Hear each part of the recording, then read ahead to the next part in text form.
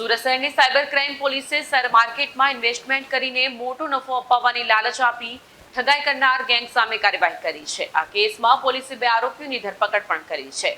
સુરત શહેરની cyber crime પોલીસે share માર્કેટમાં ઇન્વેસ્ટમેન્ટ કરીને મોટો નફો અપાવવાની લાલચ આપી ઠગાઈ કરનાર ગેંગ સામે કાર્યવાહી કરી છે. આ કેસમાં પોલીસે 2 આરોપીઓની ધરપકડ કરી છે. સાયબર ક્રાઇમ બ્રાન્ચના ડીસીપી બિશાખા જૈને જણાવતા કહ્યું હતું કે ફરિયાદીને શેર માર્કેટમાં રોકાણ કરવાથી મોટો નફો મળશે તેવી વાતો કરી વિશ્વાસમાં લઈ 30 લાખ રૂપિયાનું રોકાણ કરાવવામાં આવ્યું હતું. ત્યારબાદ આરોપીઓએ ન તો કોઈ નફો આપ્યો અને ન તો મૂળ રકમ પરત કરી. સમગ્ર ઠગાઈમાં ઉપયોગમાં લેવાયેલા બેંક એકાઉન્ટ ભાડે આપનાર 2 ઇસમોને સાયબર ક્રાઇમ પોલીસે ઝડપી પાડ્યા છે. ધરપકડ કરાયેલા આરોપીઓના નામ ધર્મેશ ચોપડા અને હિતેશ ચકલાસિયા હોવાનું પોલીસ દ્વારા જાહેર કરવામાં આવ્યું છે. પોલીસે બંને આરોપીઓની વધુ પૂછપરછ હાથ ધરી છે અને આ રેકેટમાં અન્ય કોણ સંડોવાયેલા છે તે બાબતે તપાસ ચાલી રહી છે. સાયબર ક્રાઇમ પોલીસે નાગરિકોને ઓનલાઈન રોકાણ કરતી વખતે સાવચેત રહેવા અને કોઈ પણ લાલચમાં ન આવવા અપીલ કરી છે.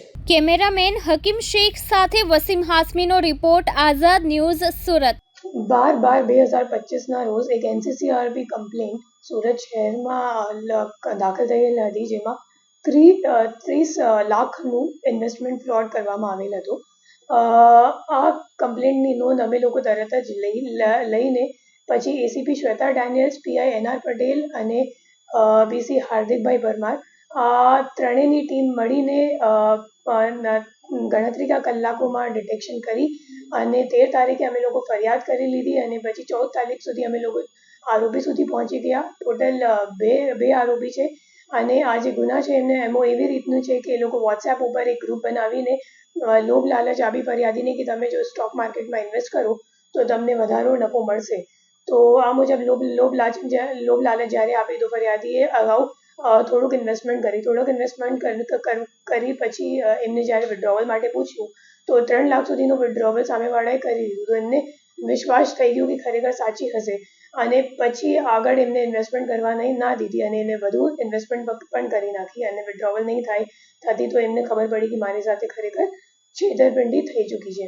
એમાં જે 2 અક્યુઝ અત્યાર સુધી અમે લોકોએ ઝડપી પાડ્યું છે, બંનેનું નામ છે, એકનું નામ હિતેશ છે અને બીજાનું નામ ધાર્મિક છે અને એ બંને કરંટ અકાઉન્ટ, મુખ્ય રીતે એ લોકો કરંટ અકાઉન્ટ ખોલાવે છે અને કરંટ અકાઉન્ટ ખોલાવી એક યશ કરીને માણસ છે મુંબઈનું એમને આપે છે અને આમાં અમે લોકો એમની પાસેથી 11 કરંટ અકાઉન્ટ કુલ મળી આવેલ છે અને 11 કરંટ અકાઉન્ટમાં ટોટલ 53 કમ્પ્લેન્ટ્સ નોંધાયેલ છે અને 57 કમ્પ્લેન્ટ્સ નોંધાયેલ છે અને 53 કરોડનું ટોટલ ફ્રોડ અમાઉન્ટ છે, જેમાં એ 6 કમ્પ્લેન્ટ છે ગુજરાતનું છે અને બીજા અધર રાજ્યનું પણ છે.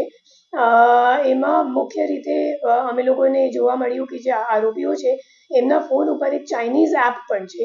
એ જે ચાઇનીઝ એપ છે એ એક APK ફાઇલ જેવું છે અને એ લોકો શું કરે કે કરંટ અકાઉન્ટ ખોલાવવા માટે જે કંઈક અકાઉન્ટ હોલ્ડર હોય અને એનો નંબર એ લોકો જ્યારે એડ કરે, મતલબ અકાઉન્ટમાં લિંક કરે તો એ લિંક્ડ મોબાઈલ નંબર ઉપર એ લોકો આ APK ફાઇલ ડાઉનલોડ કરીને પછી જે OTP આવે નેટ બેન્કિંગ યુઝ કરવા માટે એ તરત જ ઓટોમેટિક રીડિરેક્ટ થઈ જાય એવી રીતે એક ચાઇનીઝ એપ એ લોકો યુઝ કરે છે અને એક નવી રીતની એમાં આ કામમાં સામે આવી છે, જેમાં ફક્ત એ લોકો વિક્ટિમ્સ નહીં બટ પોતાના જે ગેંગના લોકો છે એમને પણ એ લોકો એવી રીતની એપ ડાઉનલોડ કરાવીને OTP મેળવવા માટે યુઝ કરે છે.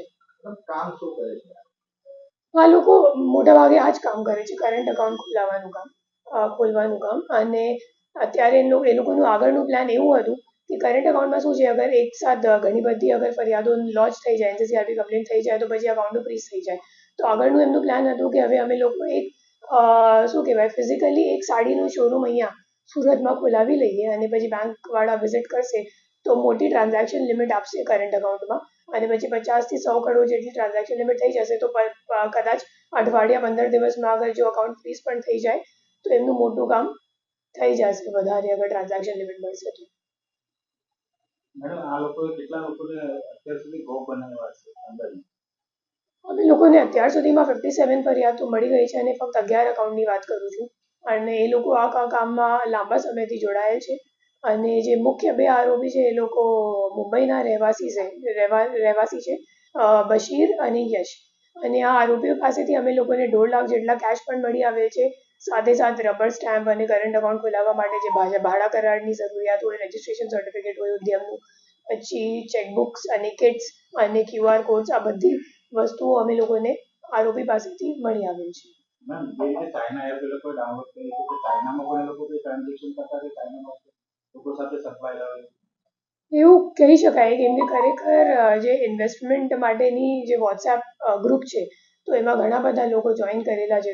એ એવી વસ્તુ એ સાયબર ક્રાઇમમાં હોય છે કે મોટાભાગે કોલ સેન્ટર જેવું કઈ જગ્યા તો ચાલે છે અને મોટાભાગે ઇન્ડિયાની બહારથી જે ચાઇનીઝ લેંગ્વેજ એ લોકો ચલાવે જ છે અને ઇન્ડિયાના પૈસા પછી USDTમાં કન્વર્ટ કરીને એ લોકો લઈ જાય છે. એ જનરલ એમ છે. બટ અત્યારે આ કેસમાં કેવી રીતે એ લોકો રૂપિયાને બહાર લઈ જાવે છે એ જોવાનું બાકી છે.